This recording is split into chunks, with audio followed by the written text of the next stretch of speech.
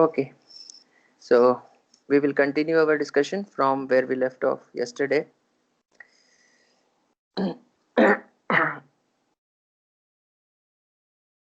तो श्रील भक्ति विनोद ठाकुर ये बताते हैं कि बहुत सारे लोग भारत में देखिए सिर्फ कृष्ण भगवान का अकेले ही पूजा करते हैं। राधा रानी आपको नहीं मिलेंगे, सिर्फ भगवान कृष्ण मिलते हैं। वास्तव में ब्रज के अलावा, जैसे हमने पहले भी डिस्कस किया था, राधा रानी के तत्व को बाहर बहुत कम ही लोग जानते हैं। बाकी जगहों पर ब्रज के अलावा वृंदावन के बाहर बहुत कम लोग मिलेंगे जो राधा रानी के तत्व को वास्तव में समझ पाते हैं, और ब्रज में भी सारे लोग एग्जैक्टली नहीं समझ पाते हैं। तो ये बहुत रेयर है राधा रानी के तत्व को जानना। लेकिन श्रील भक्ति विनोद ठाकुर बताते हैं कि कोई अगर सिर्फ कृष्ण का पूजा करता है राधा रानी के बिना, तो उस पूजा को मैं अधूरा मानता हूँ। बोलता मैं उस पूजा को एक्सेप्ट नहीं करता, क्योंकि सूर्य को अगर उसके हीट एंड लाइट से अलग कर दिया जाए तो उसे सूर्य नहीं कहा जा सकता, है ना। Then it is not called sun. कभी आप सूर्य को देखिए, इसमें रोशनी नहीं है, उसका तेज नहीं है, तो आप उसे सूर्य बोल ही नहीं सकते। तो इसीलिए भक्तिविनोद ठाकुर बोलते हैं कि जैसे सूर्य को उनके हीट एंड लाइट से नहीं अलग किया जा सकता, उसी तरह राधा रानी को अलग नहीं किया जा सकता भगवान कृष्ण से। इसलिए हम हमेशा जब पूजा करते हैं तो राधा कृष्ण साथ में, या इवन लक्ष्मी नारायण साथ में, तो ये हमें साथ में करने का रहता है। तो ये एक इम्पॉर्टेंट प्रिंसिपल है जो हमें जानना चाहिए, क्योंकि श्रीमती राधा रानी एक शी इज लाइक करुणा की सागर है। भगवान कृष्ण, जैसे हमने पहले भी डिस्कस किया था, वो थोड़े टेढ़े हैं, कभी कभी चीटिंग कर देते हैं। इसलिए रूप गोस्वामी बोलते हैं कि अगर यमुना के तीर पे भगवान कृष्ण मुझे बुलाएंगे तो मैं शायद जाऊं चाहे ना जाऊं, लेकिन अगर श्रीमती राधा रानी बुलाएंगी तो मैं तुरंत चला जाऊंगा। तो भगवान कृष्ण तो टेढ़े हैं, वो बहुत सारे देखिए राक्षसों को चीटिंग करके मारते हैं, बहुत जगहों पे वो अपना डिप्लोमेसी पॉलिटिक्स सब यूज करते हैं। But Radha Rani is motherly personality and she is full of compassion. वास्तव में चैतन्य महाप्रभु का जो अवतार हुआ था, उनके आने का एक कारण श्रीमती राधा रानी की इच्छा भी थी। बहुत सारे कारण बताए गए कि चैतन्य महाप्रभु क्यों अवतार लिए, जिसमें से एक बहुत इंपॉर्टेंट कारण है श्रीमती राधा रानी की इच्छा। इसका एक बहुत सुंदर लीला आती है, हमारे शास्त्रों में बताई गई है कि एक बार दुर्वासा मुनि थे, वो वृंदावन आते हैं, और दुर्वासा मुनि अपने गुस्से के लिए जाने जाते हैं। मतलब उनके सामने वो थोड़ी सी चीज, थोड़ा सा कोई मिस्टेक कर दे तो वो बहुत गुस्सा हो जाते हैं। तो इस बात के लिए दुर्वासा मुनि जाने जाते हैं अपने गुस्से के लिए। तो जब वहां पर वो वृंदावन आए तो सारे लोग डर गए थे कि अरे अभी दुर्वासा मुनि की सेवा कौन करेगा, क्योंकि ये तो बहुत जल्दी गुस्सा हो जाते हैं, और गुस्सा हो जाते हैं, बस गुस्सा उतना ही नहीं, वो शाप दे करके छोड़ते हैं, तो बहुत बुरी हालत हो जाती है। तो उस वक्त श्रीमती राधा रानी सामने आई, बोली कि मैं जाकर के ये साधु जी की सेवा करूंगी, उनकी दुर्वासा मुनि की। और श्रीमती राधा रानी ने इतने परफेक्शन के साथ दुर्वासा मुनि की सेवा की कि दुर्वासा मुनि बहुत खुश हुए, और खुश होकर के उन्होंने श्रीमती राधा रानी को बहुत आशीर्वाद दिया, और उन्हें ये वरदान दिया कि बेटी तुम जो भी बनाओगी वो अमृत के समान टेस्ट करेगा, और उसके जो भी खाएगा उसके सारी बीमारियां दूर हो जाएंगी, और वो हमेशा विजयी रहेगा। तो श्रीमती राधा रानी के तो वो तो सारी शक्तियों की खुद मालकिन है, लेकिन ये लीला करने के लिए यहाँ पर ऐसे दिखाया जा रहा है कि दुर्वासा मुनि ने ये 3 वरदान दिए कि श्रीमती राधा रानी जो भी पकाएंगी उसमें ये 3 गुण रहेंगे, कि एक तो वो अमृत जैसा रहेगा उसका स्वाद, और जो भी उसे खाएगा वो सारी बीमारियों से मुक्त हो जाएगा, और वो सदा विजयी रहेगा। तो राधा रानी को ये ऐसा वरदान दिया था दुर्वासा मुनि ने।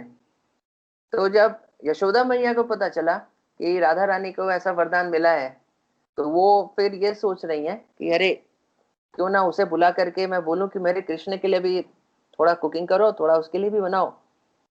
तो देखिए ब्रज में यही सबका भाव रहता है कि कुछ भी कहीं पे कोई देखता है कि कोई ऑपुलेंस है, या कहीं पे भी देखता है कि कोई ऐसी चीज है जो कि भगवान की सेवा में इस्तेमाल की जा सकती है, तो तुरंत उसे लगाते हैं। कोई और अपनी सेटिस्फैक्शन, अपनी अहमता का ऐसा कोई भाव ही नहीं रहता। जैसे कि एक बार ग्वाल बाल देख रहे थे कि यमुना के किनारे वो खेल रहे थे। खेलते खेलते अचानक से उन्होंने देखा कि एक चील है, वो ऊपर से उड़ता हुआ जा रहा है, और उसके हाथ में एक, उसके मतलब पंजों में एक सांप, ऐसे मरा हुआ सांप ऐसे लटका हुआ है। तो चील उसे उठा करके ऐसे लेके जा रहा है, लेकिन जब यमुना के ऊपर से गुजर रहा था तो उस वक्त चील ने उस सांप को छोड़ दिया, और सांप ऐसे नीचे गिर गया यमुना के पानी में।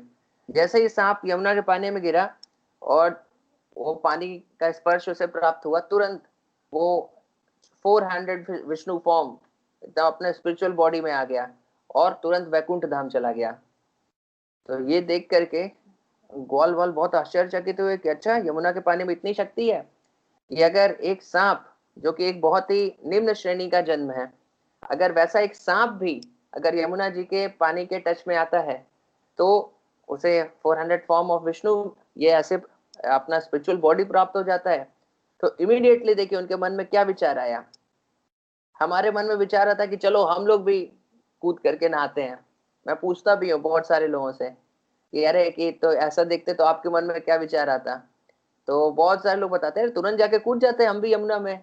हम भी अपना स्पिरिचुअल बॉडी जब सांप को मिल गया तो फिर हम लोग तो जप वप कर ही रहे हैं, हमें तो स्पिरिचुअल बॉडी और आसानी से मिल जाएगा, आराम से हम भी वैकुंठ चले जाएंगे। लेकिन ग्वाल बालों में ये एकदम विचार आया ही नहीं। वो तुरंत जा करके वो चले गए यशोदा मैया के घर पे और कृष्ण को लेने चले गए कि अरे क्यों ना कृष्ण को तुरंत इससे नहलाया जाए। इस पानी में जब इतनी शक्ति है, इस जल में इतनी शक्ति है, तो इससे कृष्ण को नहलाना चाहिए। तो ये देखिए वृंदावन का भाव है। उनके मन में अपने लिए कुछ भाव ही नहीं आया कि अरे हमें भी नहाना चाहिए, तुरंत उनके मन में ये भाव आया कि अरे इस जल से कृष्ण को नहलाना चाहिए। तो देखिए ये वृंदावन का ऐसा भाव होता है। तो उसी प्रकार यशोदा मैया ने भी जब सुना कि श्रीमती राधा रानी को ऐसा वरदान मिला है कि उनके हाथ से जो भी पकाएगा वो अमृत जैसा होगा, बीमारी सारी दूर हो जाएगी और सदा वो विजयी रहेगा, तो उन्होंने तुरंत ये चाहा कि राधा रानी आकर के भगवान कृष्ण के लिए तुरंत कुकिंग करें। तो उन्होंने बुलावा भेजा। तो विश्वभानु महाराज तो बहुत खुशी खुशी अपनी बेटी को, पुत्री को भेज दिया, क्योंकि विश्वभानु महाराज और नंद महाराज बहुत अच्छे दोस्त थे। तो फिर श्रीमती राधा रानी भी बहुत खुश हुई कि ऐसे तो कृष्ण से छुप छुप के मिलना होता है, अभी तो ओपनली इनविटेशन है कि जाकर के वहां पे यशोदा मैया के घर पे जाकर के आराम से उनके लिए कुकिंग भी कर सकते हैं, सेवा की भी अपॉर्चुनिटी है, क्योंकि श्रीमती राधा रानी देखिए सेवा का स्वरूप है। तो उनका जीवन ही है कृष्ण की सेवा करना। तो ये जब अपॉर्चुनिटी ऐसे खुलेआम मिल रही है तो राधा रानी क्यों छोड़ने वाली थी। तो राधा रानी भी बहुत खुश हुई, और राधा रानी फिर चल पड़ी भगवान कृष्ण के घर में। तो वहां पे जब भगवान कृष्ण पहुंचे, सॉरी राधा रानी पहुंची जब कृष्ण के घर पे, तो वो बहुत दिन तक बहुत अच्छा अच्छा टेस्टी प्रसाद बनाती थी और कृष्ण को खिलाती थी। और जैसा कि हम जानते हैं कि राधा रानी का ऐसा एक्सपर्टाइज है कि वो एक बार कोई मेन्यू बना देती हैं तो दोबारा वो रिपीट नहीं होता, वो रोज नया नया चीज बनाती हैं। हम लोग रोज राइस दाल सब्जी, आलू पटल का सब्जी, एक ही चीज रोज खाते रहते हैं। लेकिन श्रीमती राधा रानी एक बार कोई आइटम बना देंगी तो दोबारा फिर वो कभी वो आइटम नहीं बनेगा, रोज उनके पास इतना सारा रेसिपी है, रोज नया नया चीज बनाएंगी वो। तो इसी तरह श्रीमती राधा रानी बहुत अच्छे से सेवा कर रही थी, और यशोदा मैया बहुत खुश थी श्रीमती राधा रानी का इतना, मतलब हर चीज मतलब एकदम परफेक्शन के साथ। परफेक्शन मतलब कोई एक छोटी सी कमी नहीं रहने देती हैं राधा रानी, उनकी ये क्वालिटी है। जो करती हैं वो दक्ष, एक्सपर्ट बोला जाता है, हर चीज एकदम एक्सपर्टली परफेक्टली श्रीमती राधा रानी करती हैं। तो ये देखिए मैया यशोदा और श्रीमती राधा रानी इतना एक्सपर्टाइज के साथ जब भगवान कृष्ण की सेवा करती हैं, फिर भी उन्हें लगता है कि हम भगवान कृष्ण की अच्छे से सेवा नहीं कर पा रहे हैं।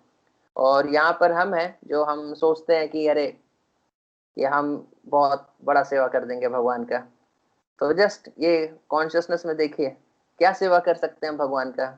श्रीमती राधा रानी और मैया यशोदा कभी नहीं सोच पाती, ऐसा कभी नहीं सोचती कि वो अच्छे से सेवा कर पा रही हैं, तो हम क्या करेंगे। तो इसी प्रकार श्रीमती राधा रानी सेवा कर रही थी, और उसी समय फिर जन्माष्टमी पड़ता है। जन्माष्टमी यानी भगवान कृष्ण का जन्मदिन।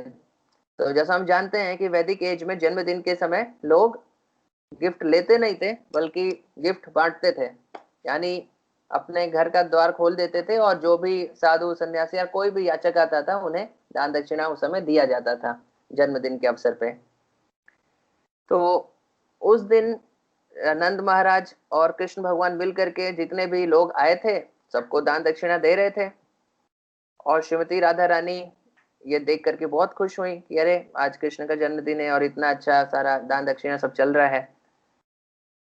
लेकिन कुछ देर के बाद वो थोड़ी सी परेशान हो गई, थोड़ी सी रूठ गई और उस जगह से चली गई। भगवान कृष्ण ने देखा कि शायद राधा रानी को किसी बात का बुरा लगा, तो वो फिर वहां से जब दक्षिणा दक्षिणा दे करके फिर सारा जो भी रिचुअल्स था, सेरेमनी था, सब खत्म कर दिए। तो उसके बाद आकर के पूछते हैं श्रीमती राधा रानी से कि राधे क्या हुआ, कुछ गड़बड़ हो गया, किसी बात का तुम्हें बुरा लगा। तो श्रीमती राधा रानी बताती हैं कि मैंने देखा कि आप सबको खुले दिल से दान दे रहे थे, जितना चाहे उतना दान दे रहे थे, लेकिन आप उन्हीं लोगों को दान दे रहे थे जिनके पास पात्र था। पात्र यानी कंटेनर जिसे बोलते हैं, जो लोग अपना कुछ सामान लेने के लिए कुछ कंटेनर लेकर के आए थे। आप सिर्फ उन्हीं लोगों को दान दे रहे थे, लेकिन जिनके पास पात्र नहीं थी उसे आप उन्हें आप वापस भेज दे रहे थे। तो मुझे ये अच्छा नहीं लगा। तो देखिए श्रीमती राधा रानी का ये कहने का एक बहुत डीप सिग्निफिकेंस है। तो श्रीमती राधा रानी पात्र बोल रही है। पात्र का क्या मतलब है? पात्र का मतलब होता है पात्रता। पात्रता मीन्स क्वालिफिकेशन। तो इनडायरेक्टली श्रीमती राधा रानी बोल रही हैं कि आप अपनी कृपा सिर्फ उन्हीं लोगों को दे रहे थे जिनके पास की क्वालिफिकेशन है। जिनके पास क्वालिफिकेशन नहीं है आप उन्हें अपनी कृपा नहीं दे रहे थे। ये बात मुझे अच्छी नहीं लगी। आपको सभी को अपनी कृपा देनी चाहिए, ऐसा डिस्क्रिमिनेशन नहीं करनी चाहिए। तो भगवान कृष्ण ने जब ये बात सुनी और इसका डीप जो मीनिंग है, श्रीमती राधा रानी का जो हृदय है वो समझा, तो वो बहुत सीरियस हो गए। वो बोले कि राधे तुम्हारी इच्छा मैं जरूर पूरा करूंगा। कलयुग में मैं तुम्हारा मूड लेकर के अवतार लूंगा, तुम्हारे भाव में, राधा भाव में। उस वक्त मेरे शरीर का रंग भी, ऐसे तो श्याम सुंदर है, वो ब्लैकिश कॉम्प्लेक्शन है, लेकिन बोले उस वक्त मेरे शरीर का रंग भी तुम्हारे शरीर के रंग के जैसा हो जाएगा, क्योंकि मैं तुम्हारे भाव में अवतार लूंगा। तो इस प्रकार भगवान कृष्ण ने बोला, और बोले कि उस वक्त मैं पात्र और अपात्र देखे बिना सबको अपनी कृपा दूंगा। तो वो हमारे चैतन्य महाप्रभु या गौरांग महाप्रभु का अवतार है कि वो पात्र और अपात्र नहीं देखते। सिर्फ श्रद्धावान जन है, श्रद्धावान जन जिनके पास श्रद्धा है, बस लेना चाहते हैं। Qualification to take the mercy of lord Chaitanya Mahaprabhu is the desire to take it, your readiness to take it, बस इतना ही क्वालिफिकेशन है। नहीं तो भगवान कृष्ण ने तो बहुत सारे वहां पे बैरियर्स रखे थे कि सर्वधर्मान परित्यज्य माम एकम शरणम, पहले सरेंडर करो, पहले मेरी शरण में आओ, तब कृपा मिलेगी। लेकिन चैतन्य महाप्रभु ने कोई ऐसी बैरियर, कोई ऐसी चीज नहीं रखी। वो क्लियर, उनका बस यही है कि एक ही चीज है, प्राइस क्या है? श्रद्धा, यानी आपका willingness to accept that gift, बस इतनी ही श्रद्धा है। तो इस प्रकार से चैतन्य महाप्रभु का ये अवतार है जो कि राधा रानी के भाव में है। और इतनी राधा रानी की जो करुणा थी, वो करुणा को लेकर के चैतन्य महाप्रभु यहाँ पे अवतार लिए, और ये हमारा ये खुशनसीबी है। तो इस प्रकार श्रीमती राधा रानी ये सुनकर के बहुत खुश हो गई, और खुश होकर के फिर उन्होंने काफी दिन सेवा किया। और सेवा करके उन्होंने कृष्ण को तो जो प्रसन्न किया किया ही, यशोदा मैया को इतना प्रसन्न किया, इतना प्रसन्न किया कि यशोदा मैया मतलब सोचने लगी कि काश ये राधिका मेरे कृष्ण की या पत्नी बन जाए, मेरी बहू होती अगर ये राधिका तो कितना अच्छा होता, ऐसा यशोदा मैया के मन में ऐसा डिजायर आया। तो बहुत दिन तक यशोदा मैया बोली नहीं, संकोच के कारण बहुत कुछ बोली नहीं। एक दिन इतनी प्रसन्न थी वो राधा रानी की सेवा से कि उनका हाथ लेकर के उस पे जो पीला हल्दी होता है वो लगा ही दिया, और उन बोल ही दिया कि तुम मेरे कृष्ण से विवाह क्यों नहीं कर लेती। तो राधा रानी तो ये सुनकर बहुत प्रसन्न हो गई, बाहर से अपनी खुशी नहीं दिखाई, लेकिन उन्हें बहुत प्रसन्नता हुई। लेकिन वो अपने आप को संभाल करके बोलती है कि हाँ मैया, जरूर, लेकिन थोड़ा सा मतलब बोली ऐसे कुछ कुछ कि हाँ जरूर मैं तो करना चाहती हूँ। वो एक्सेप्ट की ये बात, लेकिन ज्यादा बोली नहीं क्योंकि संकोच था थोड़ा, लेकिन अंदर अंदर बहुत खुश हो रही थी। तो उन्होंने एक बार हाँ बोला, फिर ज्यादा और आगे फिर इससे यशोदा से बात नहीं की, लेकिन अंदर अंदर वो बहुत खुश हो गई। और ये खुशी के साथ वो फिर वापस अपने गांव निकल पड़ी।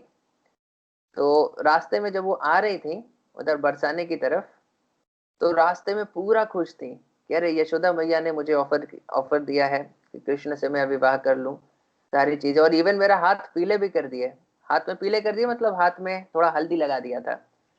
तो इस प्रकार से तो वो जब वापस आ रही थी तो यही सोच सोच करके वापस आ रही थी। लेकिन जब अपने गांव के पास पहुंची तो फिर सोच रही है कि अरे मैंने तो माता पिता को बताया नहीं है, और पहले ही अपने हाथ पीले करके जाऊंगी तो लोग क्या सोचेंगे कि अरे बिना बताए ही सारा कुछ कर लिया। ठीक है, यशोदा मैया चाहती हैं, लेकिन इसको प्रॉपरली थोड़ा चैनल के थ्रू हो कि यशोदा मैया मेरे माता पिता से बात करें, फिर उधर से हो तो फिर हो। अभी मैं अपना हाथ पीला करके जाऊंगी तो लोग बोलेंगे कि अरे कहाँ गई थी सेवा करने और कुछ और करके आ गई। तो इसलिए वहां पर एक पोखर थी जिसमें उन्होंने अपना जाकर के हल्दी लगा हुआ हाथ को ऐसे धोया, और धोने के बाद उस पोखर का पूरा रंग येलो हो गया, पूरा पीला पीला कलर हो गया उस पोखर का। तो उसके बाद फिर यशोदा मैया अरे वो श्रीमती राधा रानी अपना हाथ धो करके फिर अपने घर वापस चली गई। तो वो जो पीला पोखर है आज भी है, आप बरसाने में जाएंगे तो शिव जी मंदिर के सामने वो पोखर है जिसे हम लोग पीली पोखर कहते हैं, क्योंकि वही वहीं पर श्रीमती राधा रानी ने हाथ धोया था, तो वो पोखर उस समय से पीली पोखर के नाम से जानी जाती है। तो ब्रज बरसाना मतलब अभी तो धाम डिक्लेयर कर दिया है गवर्नमेंट ने, तो अब वहाँ पे बहुत सारे डेवलपमेंट्स होंगे, सारे ये सब जो पास टाइम के प्लेसेस हैं सारे डेवलप किए जाएंगे बरसाना और वृंदावन में। तो हमें भी कभी मौका मिले तो एक बार जा करके वहाँ पे दर्शन करना चाहिए। ये पीली पोखर आज भी वहां पर है जहाँ पे श्रीमती राधा रानी ने अपने हाथ धोए थे। तो इस प्रकार वो चली गई।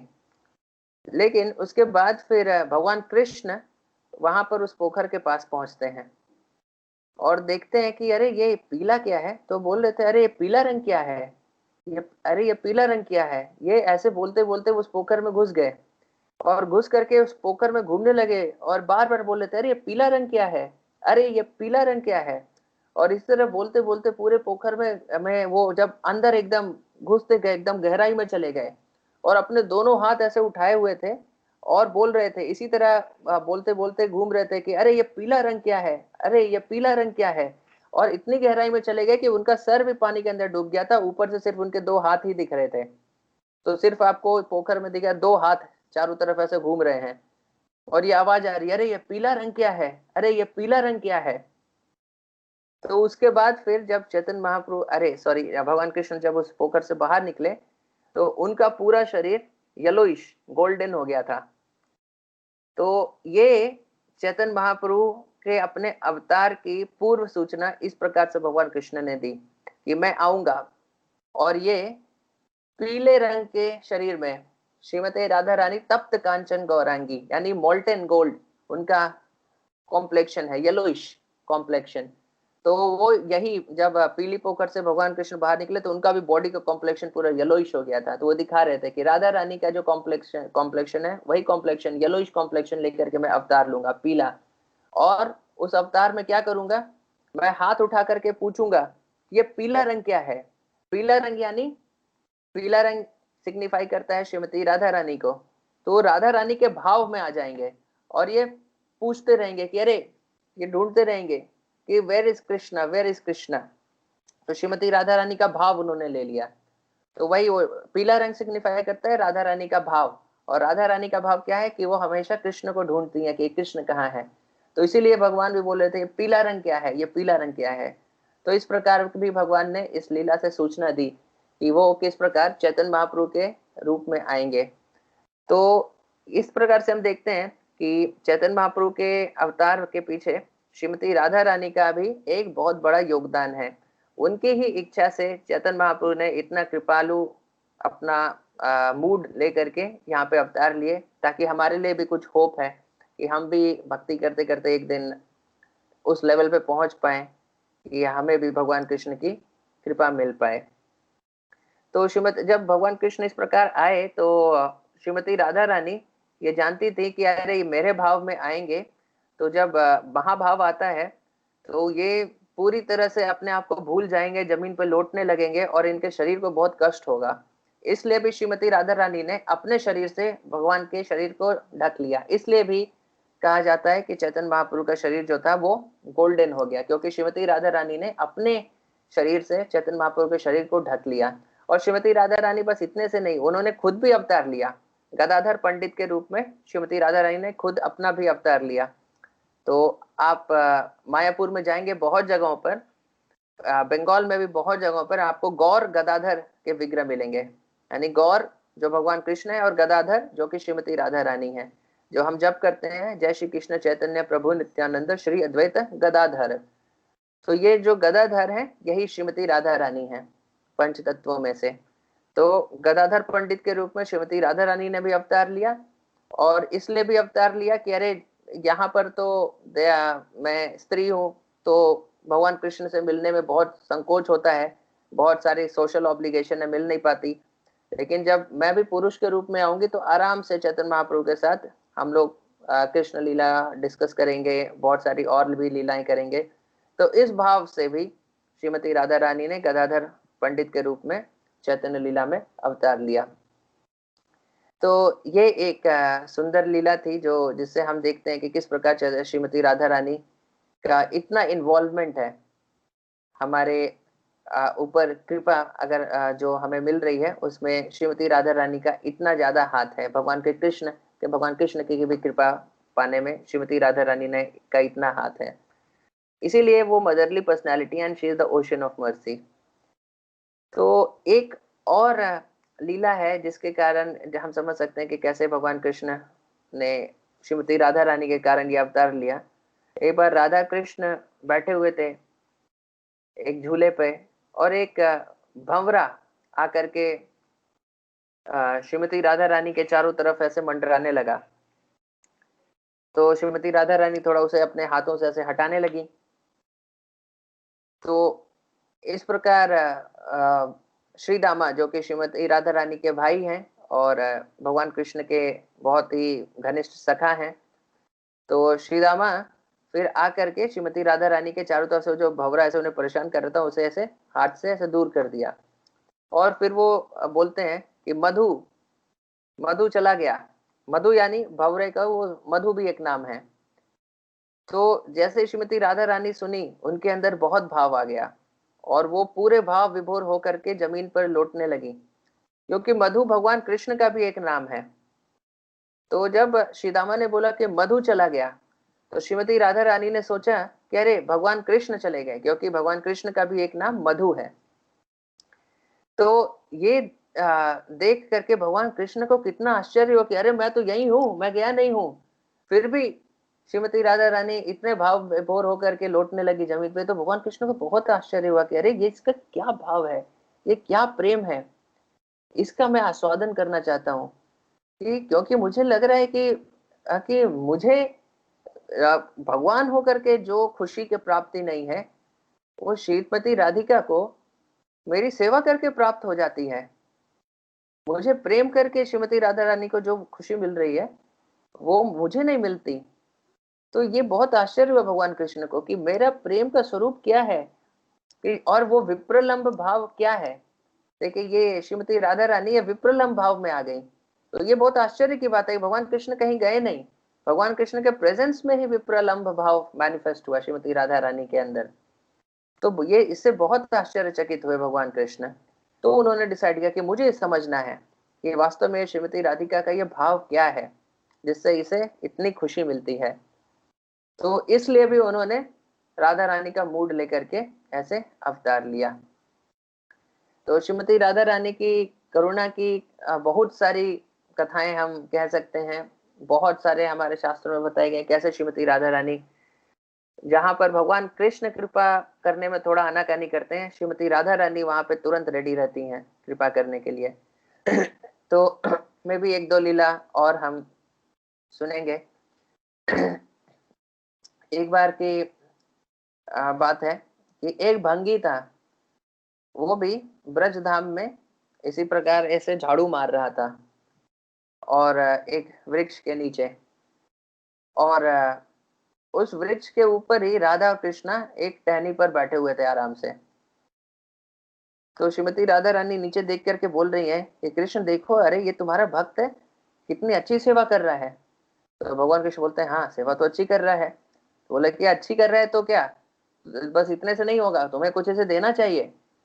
तो बोले कि क्या दूं मैं। तो श्रीमती राधा रानी बोलती है अरे ये जो शॉल पहने हुए शॉल दे दो इसे, इसे जरूरत है, लगता है कि गरीब है। तो भगवान कृष्ण बोलते अरे नहीं नहीं नहीं, शॉल नहीं दे सकता, शॉल के बिना घर जाऊंगा तो फिर यशोदा मैया बहुत डांटेंगी। तो श्रीमती राधा रानी बोलती है अरे दे दो ना, इतना क्या है। तो फिर बोलते हैं नहीं नहीं नहीं नहीं नहीं दे सकता। तो इससे बहुत आर्गुमेंट हुआ राधा रानी और कृष्ण के बीच में कि भगवान कृष्ण को अपना शॉल देना चाहिए कि नहीं। तो इस प्रकार होता है कि भगवान कृष्ण कभी आनाकानी करते हैं कृपा देने में, तो राधा रानी उनके साथ आर्ग्यूमेंट करती है, बोलती है कि नहीं अब देना चाहिए, है ना। तो इस प्रकार भगवान कृष्ण फिर बहुत देर तक आर्गुमेंट के बाद फिर नहीं माने, तो भगवान श्रीमती राधा बोली कि अरे तुम इतने अटैच्ड हो अपने शॉल से, ठीक है जाओ मत दो, तुम नहीं दोगे तो क्या, मैं दूंगी इसे। तो श्रीमती राधा रानी ने फिर अपना शॉल ऐसे ऊपर से पेड़ से नीचे गिरा दिया, और वो भंगी ऐसे झाड़ू लगा रहा था तो उसके ऊपर वो सीधे आकर के वो शॉल गिरी, और वो बहुत खुश हो गया क्योंकि उसे समझ में आ गई कि अरे राधा रानी की कृपा मिली है। और उस शॉल को फिर वो अब एक राधा रानी का तदिया समझ करके उसकी पूजा अर्चना करने लगा। तो ये श्रीमती राधा रानी की ग्रेटनेस है, इतना उनका कंपैशन है। और वास्तव में श्रीमती राधा रानी की जो शक्ति है वो मतलब भगवान कृष्ण से किसी भी मामले में कम नहीं है। इसकी भी बहुत सारी लीलाएं हैं क्योंकि दोनों एक ही तत्व है, राधा कृष्ण एक आत्मा दो ही देह धरी। तो ये हम जानते हैं कि दोनों एक ही आत्मा है। जैसे कि इसका एक उदाहरण आता है कि जब भगवान कृष्ण ने गोवर्धन पर्वत उठाया था तो बहुत सारे लोग ये मतलब बहुत सारे ब्रजवासी अपने मतलब प्रेम के भाव में वो बोलते थे कि अरे ये कृष्ण ने थोड़ी उठाया। मधुमंगल जैसे बोलता था कि अरे ये मेरे ब्राह्मण तेज के कारण ऊपर था। बाकी ग्वाल बाल बोलते थे अरे हमने जो डंडा लगाया हुआ था ना उसके कारण हमने सपोर्ट किया था, नहीं तो अकेले थोड़ी उठा पाता। तो वहां पर गोपियां बोल रही थी कि अरे तुम लोग को कुछ नहीं पता, तुम लोग तो कुछ भी बोल रहे हो। वास्तव में ये श्रीमती राधिका के शक्ति से उड़ रहा था, कृष्ण तो बस अपनी ऐसे उंगली लगाने का नाटक बस कर रहा था।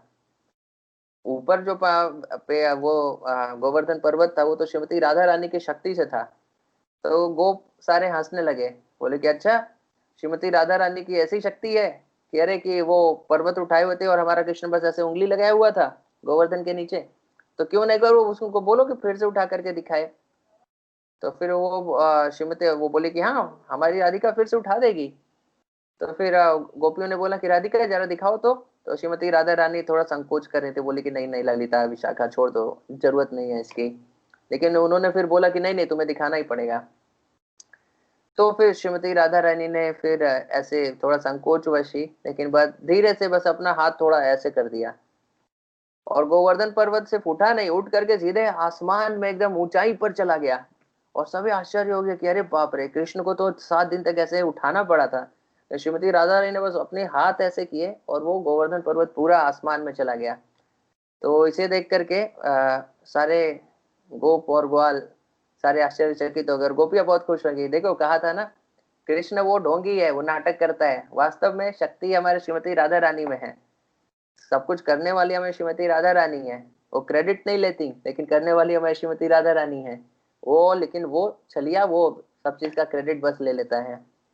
तो इस प्रकार से हमारी श्रीमती राधा रानी है, इतनी करुणा की सिंधु है। और कभी भगवान कृष्ण हमसे रूठ भी जाए, लेकिन श्रीमती राधा रानी वो मदरली पर्सनालिटी है कि रूठती नहीं है, हमेशा हमारे भले के बारे में सोचती हैं और हमारा पटिशन भगवान कृष्ण को करते रहती हैं। तो इसीलिए ब्रज में, जैसा हम डिस्कस किए थे एक बार और, कि सारे लोग राधे राधे बोलते हैं। हर जगह आप जाएंगे भी तो ब्रज में सब जगह राधे राधे लिखा भी रहता है और लोग राधे राधे बोलते भी हैं। रिक्शा वाले, झाड़ू वाले, सब एक तरफ से राधे राधे बोलेंगे। रिक्शा वालों के पास वो हॉर्न भी नहीं होता, वो बजाने वाला, रिक्शा जब चलाते हैं तो वो जब किसी को हॉर्न देना होता है तो राधे राधे जोर जोर से चिल्लाते हैं, इसी प्रकार से। तो बहुत अच्छा एटमॉस्फेयर है। तो सारे अपने आप को राधा रानी के भक्त मानते हैं, क्योंकि राधा रानी और गौड़ीय वैष्णवों के लिए स्पेशली तो हम राधा रानी के ही भक्त हैं। और राधा रानी को भगवान कृष्ण पसंद है, इसलिए हम भगवान कृष्ण के भी भक्त हैं। तो ये श्रीमती राधा रानी के बारे में आज हमने थोड़ी और चर्चा की। अपनी चर्चा को फिर कल और आगे बढ़ाएंगे, और राधा रानी के तत्व के बारे में थोड़ा, अभी क्या लीलाओं से अब थोड़ा तत्व के बारे में डिस्कशन कल हम करेंगे, क्योंकि लीला के साथ साथ थोड़ा तत्व भी जानना बहुत जरूरी है। तो thank you very much. Srila Prabhupada की जय।